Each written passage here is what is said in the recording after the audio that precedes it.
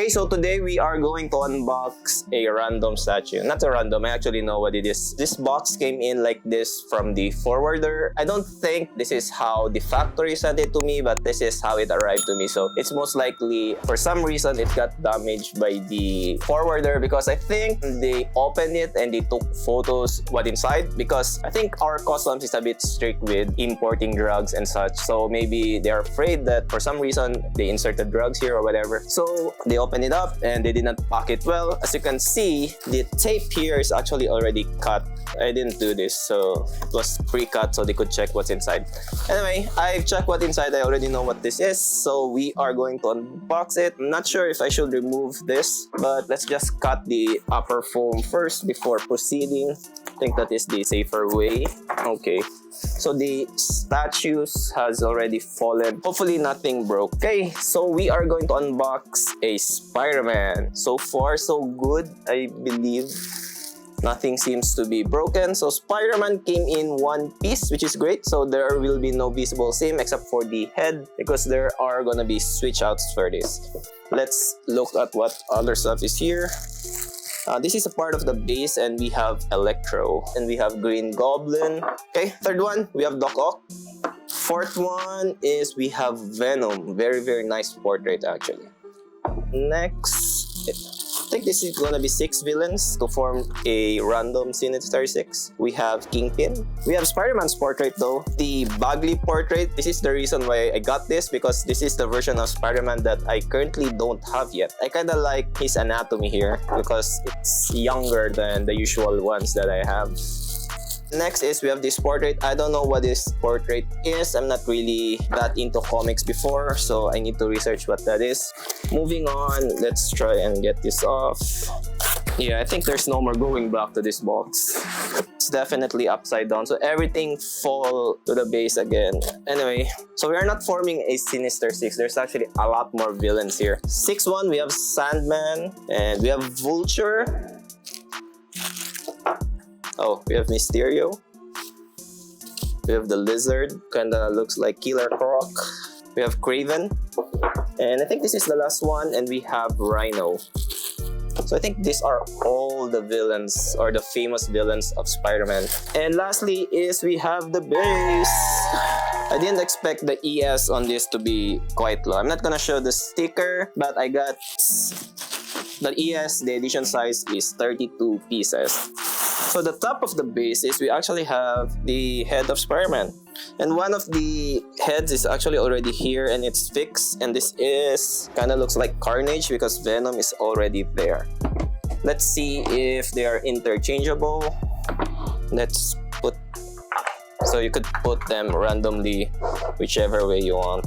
Don't think it matters, or maybe some of you guys would prefer to arrange them in a specific way on the way how you love the villains, or sort them out how strong the villains are. For some reason, this Electro won't go in here. Oh, you could actually fit a few heads only. Okay, that's good to know. So 1, 2, 3, 4, 5, 6, 7. You could only use 7 heads, and there are 4 extras, so I'm gonna decide later which ones I'm gonna use. So Spider-Man has a key and peg on his left foot, which obviously would go to the base.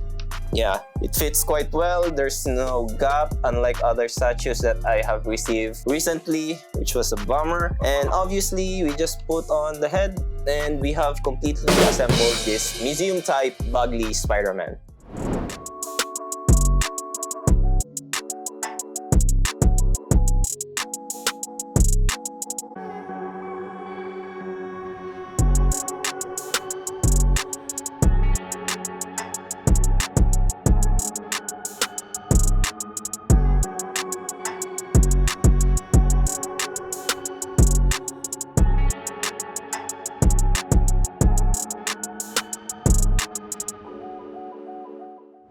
Okay, so the measurements for this statue is Spider-Man stands at 22.5 inches tall, and the width and the dimensions is 10.5 inches. Some parts of the villain portraits on the base might protrude out, depend on which one you use and where you put them on the base. So the statue comes with 2 portrait switch outs and 11 switchable heads for the base. You can only use 7 of them at the same time, so you have 4 extras which you can see below. One of them is actually fixed to the base, which is Carnage, but in total there will be 8 heads on the base. As for the extra 4 portraits, you can actually use them as magnets or paperweights if you want. Anyway, kidding aside, the magnet seems to be strong enough to be put on the fridge but might need a support below just in case it falls. So the concept on this statue is a simple museum type statue with a very interesting base, I gotta say. They 100% made the base a lot more interesting with these switchable heads, but mind you, the sculpt on the heads are really nice, but more on that later. And they can actually like create a line with similar bases and designs, so you can switch them out with other statues, or even make like a frame where you can put these heads in if you manage to collect a lot of them. Besides the heads, the base is this light brown rocky type of base with Spider-Man on a museum type of pose. This isn't your typical Spider-Man, as this is a Bagley version of Spider-Man. Going to the sculpt, gotta say the base is really well done. The head doesn't look cheap at all. 100% well done with the rocky type textures, making them look like statues. You can also see some random cracks on the base, which is a nice addition. And on top of the base, you could see actually a Spider-Man sort of logo or a face. Going to Spider-Man, there seems to be no problem with anatomy. Nothing looks odd in my opinion. He isn't the same with my other Spider-Man though in terms of anatomy, since his body looks a lot younger than my other Spider-Mans. Kinda similar actually to my Queen Studio Spider-Man.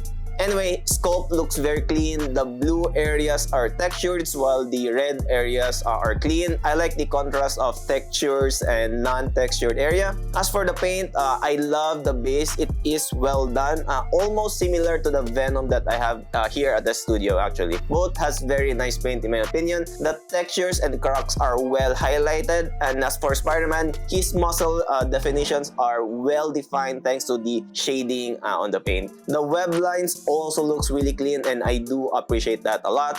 It's a simple statue, so it's easy to perfect. A few comments that I noticed is that they hid the neck seam really nice. You couldn't even tell there's a cut there. The web lines on the neck are also pretty aligned on either of the portraits, which is really well done in my opinion. Also, there is no gap on the foot to the base. I have been receiving a few statues lately that does, and this right here is just perfect. I also noticed his hands aren't really touching his legs, so they aren't printed as one piece. I like that because I can see the separation, because sometimes they mold it together, it looks odd to me. Honestly, I don't think I see anything wrong with the statue.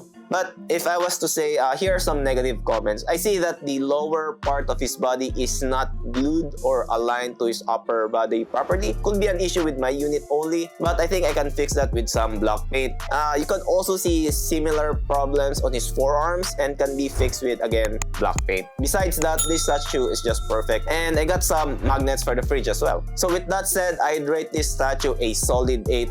Very nice sculpt, very clean paint. No engineering problem or fitment problems, and nice concept with the removable heads on the base. So that's the end of the video. If you are looking for something else to watch, I'd recommend you watch this video of me unboxing and reviewing my favorite Venom statue. This is Carl, and see you in the next one.